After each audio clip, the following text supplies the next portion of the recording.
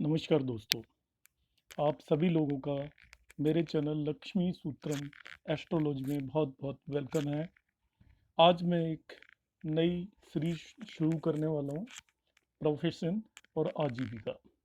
आप में से जो भी लोग मेरा वीडियो देखते हैं या इसमें आपको कुछ यूज़फुल लगता है तो आप मेरे वीडियोस को लाइक करें। उससे मेरा एनकरेजमेंट बढ़ेगा और मैं ज़्यादा से ज़्यादा कोशिश कर पाऊँगा। प्रोफेशन एक बहुत ही इम्पोर्टेंट फैक्ट है। लाइफ में हमें जीने के लिए सबसे ज़्यादा ज़रूरी कोई चीज़ है तो वो होती है आजीविका। एक इंसान के अपनी लाइफ में तीन तरीके के कर्म होते हैं: प्रारब्ध, पुरुषार्थ और प्रार्थना। प्रारब्ध जो कर्म है वो हमारी लाइफ को गाइड करते हैं, हम किस तरीके के कर्म इस जीवन में करने वाले हैं, पूर्व जन्मों से हम किस तरीके के कर्म लेकर आ रहे हैं और उससे हमारा प्रारब्ध डिसाइड होता है। पुरुषार्थ हमें खुद करना होता है। जैसा हम कहते हैं कि प्रारब्ध पर हमारा बस नहीं होता, मगर पुरुषार्थ पर हमारा बस होता है। और पुरुषार्थ जिस कर्म से रिलेटेड हम मानते हैं वही होता है प्रोफेशन। तो प्रोफेशन करने के लिए हमें पुरुषार्थ या हार्ड वर्क करना पड़ेगा, तभी हमें आजीविका मिलेगी। कोई भी इंसान बगैर कुछ किए हुए उसको आजीविका नहीं मिल सकती। भोजन या खाना मिल सकता है, मगर आजीविका के लिए हार्ड वर्क करना पड़ेगा।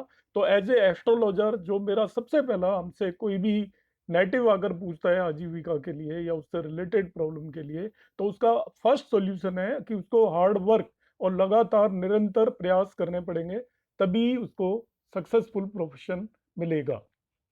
आपको प्रोफेशन इजीली मिल गया, मगर उसमें सक्सेस तभी मिलेगी तब जब हम हार्ड वर्क करते हैं। ये तो अभी तक बात हुई एक थ्योरिटिकल एस्पेक्ट की।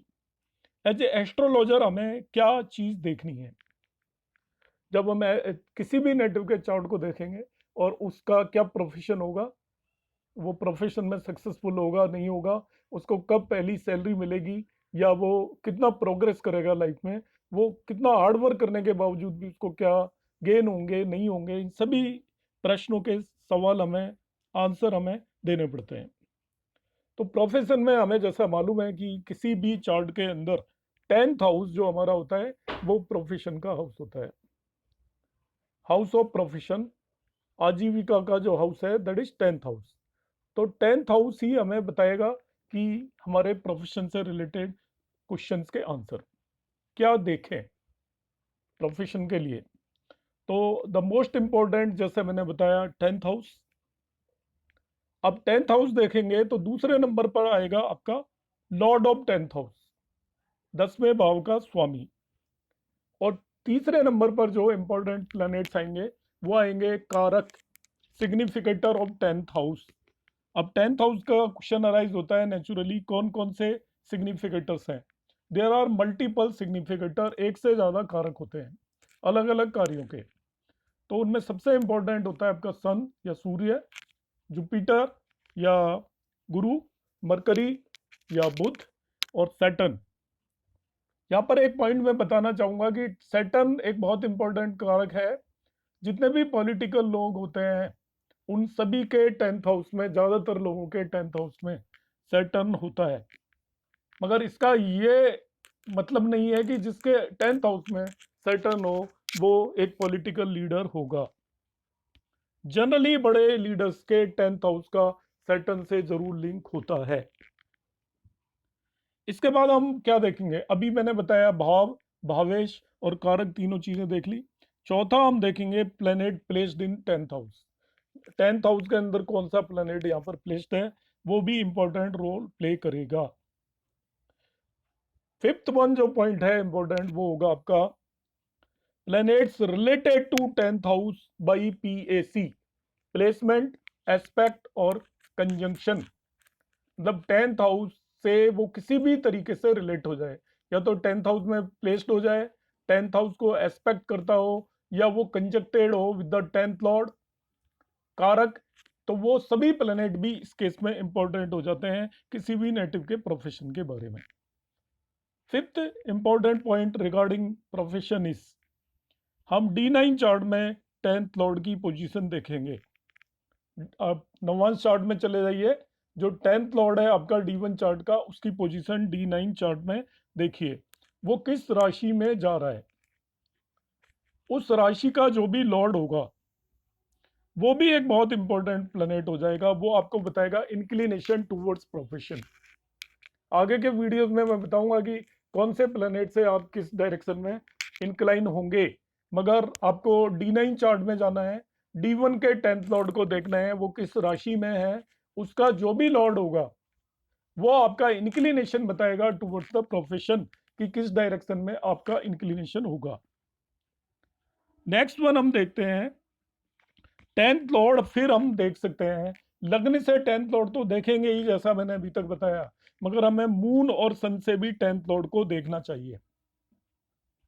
प्रोफेशन के बारे में, प्रोफेशन बहुत कॉम्प्लिकेटेड टॉपिक है, तो पहला तो सबसे हमारा ऑब्जेक्टिव होगा कि हम लग्न से 10th हाउस 10th लॉर्ड को देखें। हमें मून और सन से भी 10th हाउस और 10th लॉर्ड को देखना चाहिए। अगली जो चीज हम देखेंगे वो हमको देखना होगा 10th हाउस से कौन कौन से प्लैनेट कोई राजयोग फॉर्म कर रहे हैं। राजयोग किस तरीके से बन सकता है कि जो प्लैनेट राजयोग बना रहे हैं वो क्या 10th हाउस में जाके बैठ गए, 10th लॉर्ड क्या किसी के साथ राजयोग बना रहा है, या 10th लॉर्ड के साथ कोई राजयोग फॉर्म कर रहा है। तो 10th हाउस से कितने राजयोग फॉर्म हो रहे हैं वो भी प्रोफेशन में एक बहुत ही इंपॉर्टेंट रोल प्ले करेंगे। नेक्स्ट हम देखेंगे क्या 5th हाउस का 10th हाउस से कोई रिलेशन बन रहा है। ये हमारा 5th हाउस है, 5th का 10th हाउस से कोई भी रिलेशन बन रहा हो। रिलेशन हो सकता है कि 5th लॉर्ड 10th लॉर्ड को देख रहा हो, 5th लॉर्ड 10th हाउस में बैठा हो, like 10th Lord 5th house में बैठा हो, दोनों कहीं एक जगह पर जाके कंजक्ट हो गए हो, दोनों एक दूसरे को एक्सपेक्ट कर रहे हो, कहीं भी बैठे हो, तो 5th हाउस और 10th हाउस में किसी भी तरीके का रिलेशन बन रहा है। यदि रिलेशन बन रहा है तो ये प्रोफेशन में एजुकेशन से रिलेटेड आपका प्रोफेशन हो सकता है, because 5th house is related to education.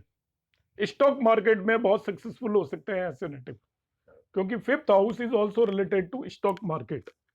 तो हमें देखना चाहिए ऑलवेज जब भी हम प्रोफेशन देखते हैं कि 5th और 10th हाउस का कोई रिलेशन बन रहा है या नहीं बन रहा है।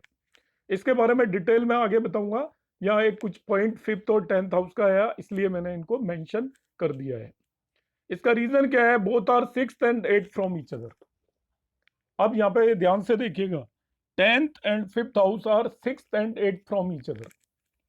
देखते हैं, देखिए यहाँ से मैं काउंट करता हूँ 10th हाउस से 1 2 3 4 5 6 7 8, तो 5th हाउस 10th हाउस से 8th हो गया, और 5th हाउस से 10th हाउस देखिए 1 2 3 4 5 6, ये 5th और 8th फ्रॉम ईच अदर हो गए।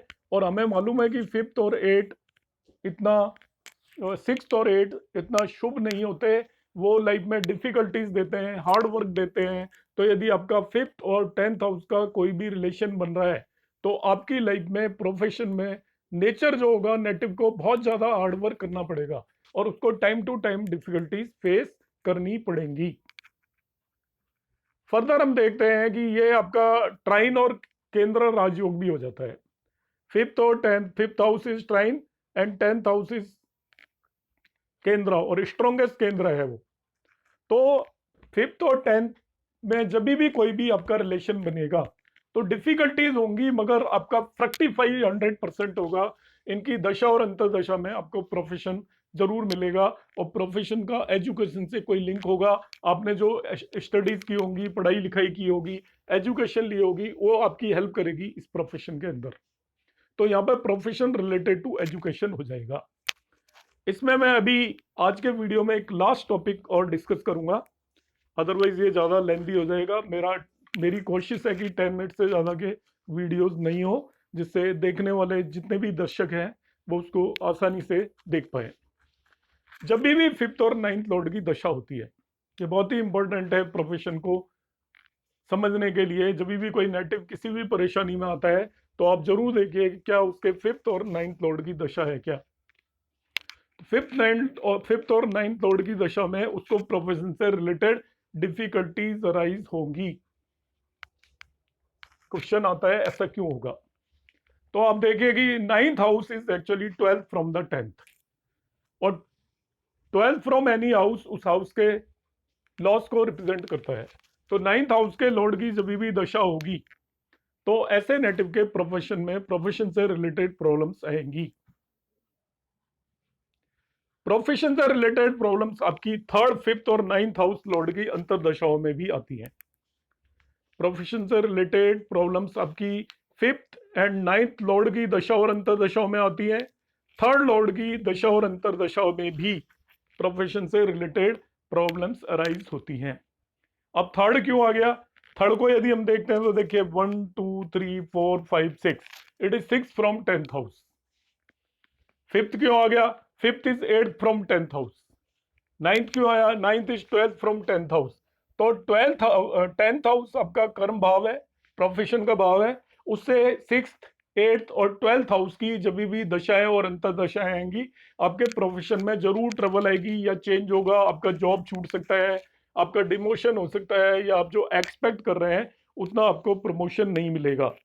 तो आपको डिफिकल्टीज फेस होंगी। तो हमारे पास जब भी कोई भी नेटिव आएगा इससे रिलेटेड काम लेकर, प्रोफेशन से रिलेटेड क्वेश्चंस लेकर, तो इन चीज़ों को आप जरूर देखिएगा। वो ट्रबल में है तो आप उसकी दशा अंतरदशा चेक करिए कि वो कहीं 3rd, 5th और 9th हाउस की तो नहीं है। नमस्कार दोस्तों, नेक्स्ट वीडियोस में लेकर आता रहूँगा, आप देखते रहिए। धन्यवाद आपका।